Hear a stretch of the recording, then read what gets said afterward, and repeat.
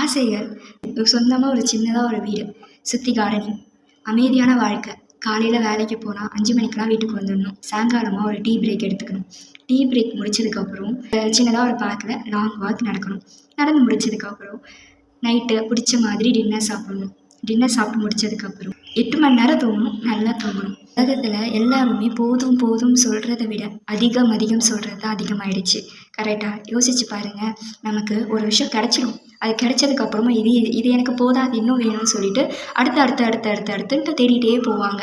எனக்கு தேவை என்னோட இந்த ஒரு லைஃப்பை எனக்காக வாழணும், எனக்கு பிடிச்ச மாதிரி வாழணும். அவன் அதை சொல்லிட்டான், இவன் அதை சொல்லிட்டான் அப்படின்னு இல்லாமல், நீ என்ன வேணாலும் சொல்லிட்டு போ, எனக்கு பிடிச்ச மாதிரி நான் வாழ்கிறேன். குட்டி வீட்டில் வாழ்ந்தாலும் எனக்கு நிம்மதியாக இருக்குல்ல, எனக்கு மன சாட்டிஃபிகேஷனாக இருக்குல்ல. கார்டனிங் சின்னதாக வச்சாலும் அந்த சின்ன கார்டனில் எவ்வளோ செடி வளர்க்க முடியுமோ அது என்னால் வளர்க்க முடியும்ல. வாழ்க்கை மன நிம்மதி கொடுக்குற வாழ்க்கை எது அப்படின்னா உனக்கு பிடிச்சமான வாழ்க்கை தான். இந்த விஷயத்த நான் ஏன் சொல்கிறேன் அப்படின்னா, நம்ம தான் நிறைய பேர் நமக்காக ஓடாமல் சொந்தக்காரன் அதை சொல்லிட்டான், சொந்தக்காரன் இதை பண்ணிட்டான், சொந்தக்காரன் முன்னாடி நம்ம நல்லா வரணும்னு சொல்லிட்டு அடுத்தவனுக்காக நம்ம ஓடிட்டுருக்கோம்.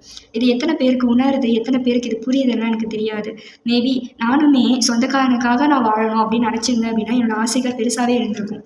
நான் யாருக்காகவும் வாழ நினைக்கல. இருக்கிற ஒரு வாழ்க்கையை எனக்காக வாழணும், பீஸ்ஃபுல்லாக வாழணும், அமைதியாக வாழணும், அவ்வளவுதான். இருக்கிற அந்த ஒரு வாழ்க்கையுமே நான் அவனை விட நான் முன்னேறி போகணும்.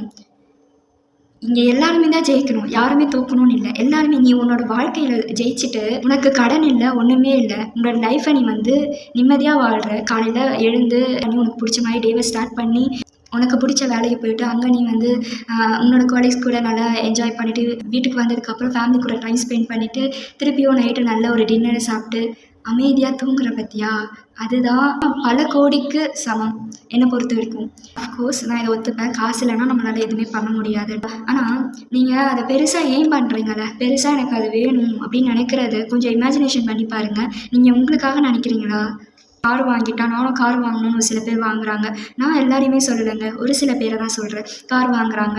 வீடு கட்டிட்டா சொந்தக்காரங்க, நானும் வீடு கட்டணும், நானும் முன்னேறி போகணும், அவன் முன்னாடி நான் தாழ்ந்து போகக்கூடாதுன்னு நினச்சிட்டு எவனோ ஒருத்தனுக்கு நீங்கள் காம்படிஷனாக போய் நிற்கிறீங்க. உங்கள் லைஃப்பை திருப்பி பார்த்தீங்க அப்படின்னா உங்களுக்காக ஓடின நாட்கள் ஒன்று கூட இருக்காது.